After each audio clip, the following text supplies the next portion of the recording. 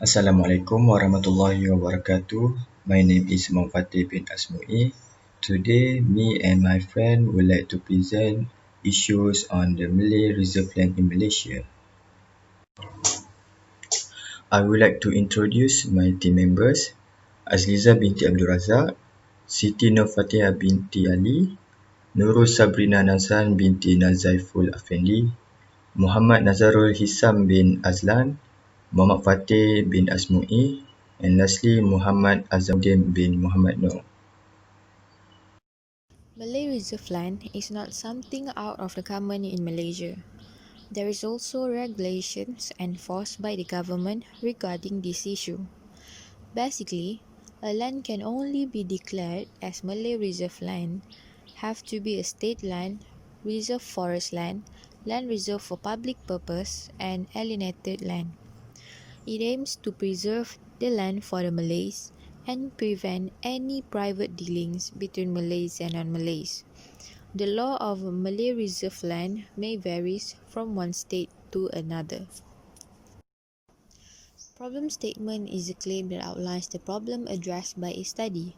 The problem that can be identified regarding the Malay Reserve Land is the multi-ownership of the land. This issue can cause a difficulty in making a deal regarding the land as each owner may have their own stand. Secondly, most of the land is an undeveloped land. The most common example is Kampung Baru, which is situated at the heart of a well-developed city. The last issue is a poor law enforcement by the government. The government may create a special body and allocate a development capital for this type of land in order for them to be at par with the other area. Bismillahirrahmanirrahim. Assalamualaikum warahmatullahi wabarakatuh. My name is Muhammad Nazzarul bin Azam. My metric number is 2017 6556 94. Okay, today I would like to present my part, which is a research question. Okay, this study aim to find out the housing and commercial development on the Malay Reserve Land in Malaysia. A few questions have been generated to be answered toward the end of the study. First, our research question is what is the factor that influence the development of Malay Reserve Land? Second is what is the possible issue that may arise regarding the development on Malay Reserve Land? And lastly, is how to overcome the issue regarding the Malay Reserve Land.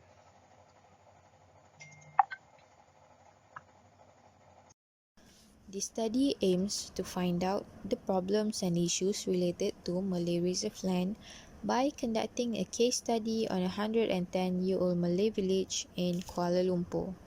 To issues on Malay Reserve Land, there are several issues associated with Malay Reserve Land. First is multiple land owner. So, as defined in National Land Code, multiple land owner defined as the holding of alienated land by two or more persons or bodies in undivided portion. So, there are several issues arise from this problem. First is multiple ownership of land development. When the land is owned by more than one owner, the future of the land is hard to determine. Second, it is difficult to reach a final decision because mutual consent is hard to obtain and it requires high cost to redevelop Malay Reserve land. And as a consequence, developers lose their interest and effort to develop their land. So the third issue is inheritance land, where heirs inclined to have their name being registered as the owner. So this is common situation that pertaining whom to carry out responsibility in operating and managing the shared lands. Second problem is low market value. So market value can be associated with willing seller, willing buyer with no compulsion. So there are several issues arise in low market value. First is inheritance of land. Cost of the land of individual to become smaller and economical. This when MRL becomes smaller, the price of land becomes inferior compared to other land in the same vicinity. As a result, it will result in small proportions and profit distribution. So as stated in paragraph beside the explanation, this can be caused by some owners did not plan to develop their land in the future. And some owners, when they sell their land with low market value, they could not afford to obtain or to finance their new property. And other reasons included uneven land, economic land area, and problems in raising funds that cost in low market value.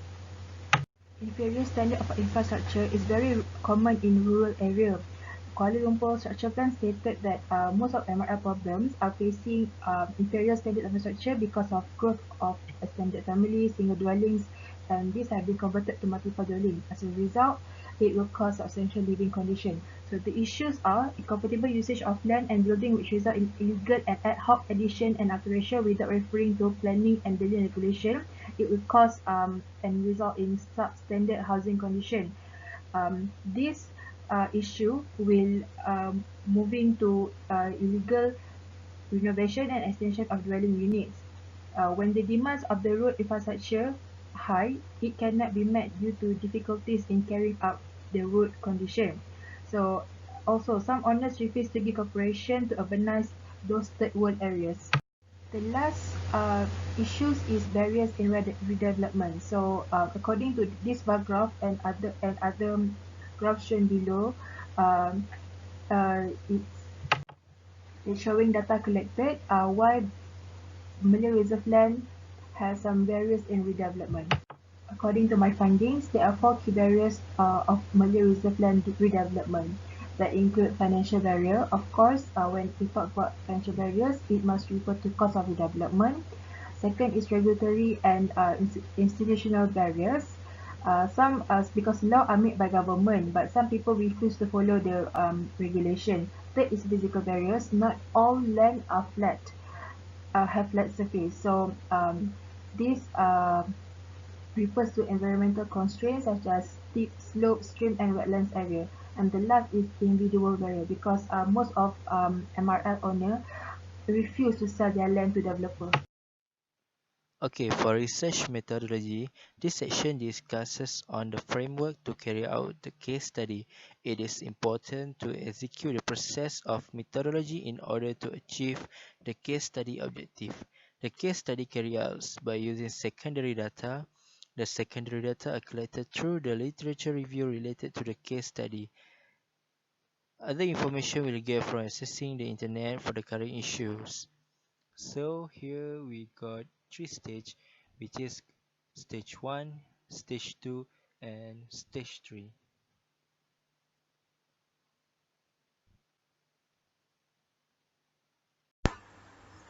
Assalamualaikum warahmatullahi wabarakatuh. My name is Muhammad Fatheh bin Asmui. I would like to present about case study. The case study was chosen at the Kampung Baru, which is located in Kuala Lumpur city centre. It has a population of 35,000 people. Kampung Baru surrounded and shaded by skyscrapers, transport infrastructures, and other modern urban buildings. However, its development is currently relatively lagging behind, with poor roads, haphazard urban design, and infrastructure. The findings of the case study shows that the PH government has proposed redeveloping the 120 years old Kampung Baru into the Malay Heritage Park. The previous government offered landowners a new price of 1,000 ringgit per square foot so that it can solve various redevelopment problems.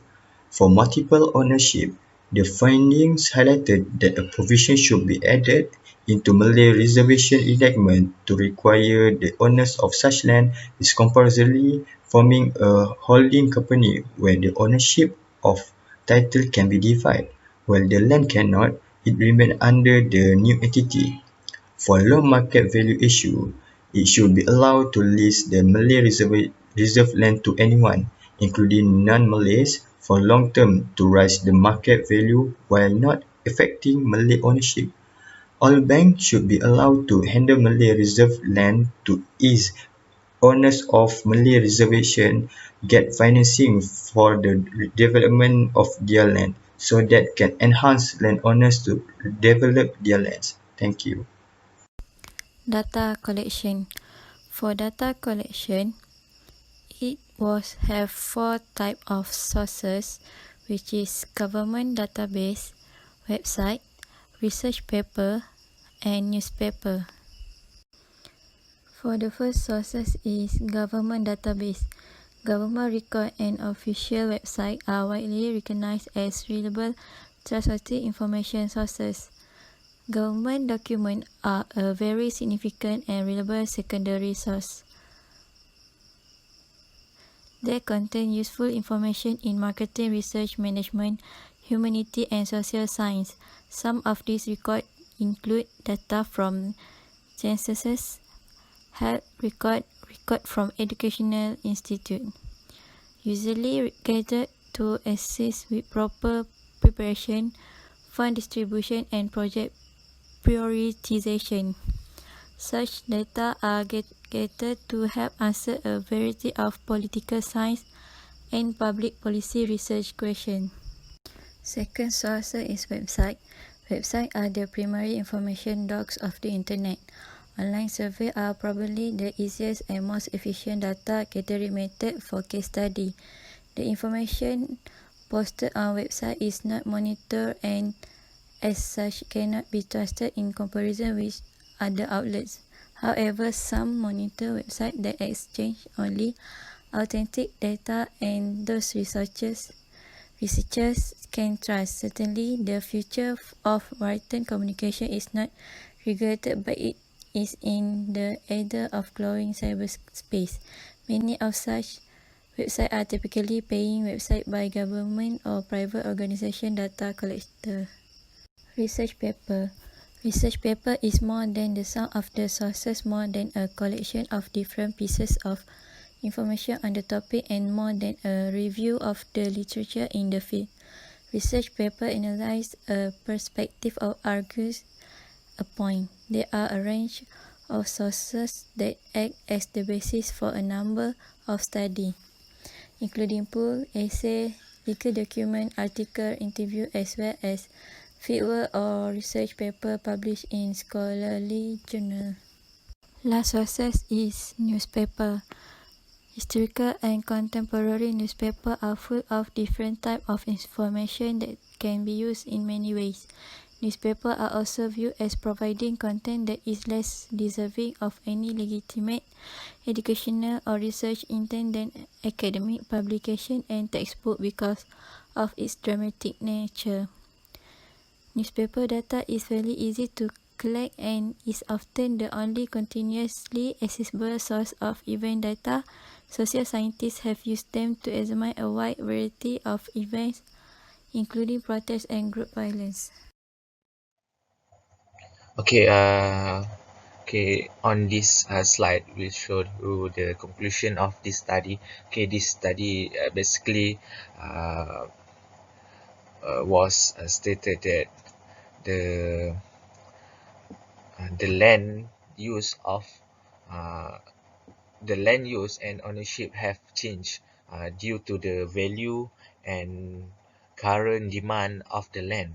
Okay, this study also showed the barrier in the development process faced by the Malay Reserve Land of Kampung Kuala Lumpur can be solved by simply processing specific development or trying to solve specific problem.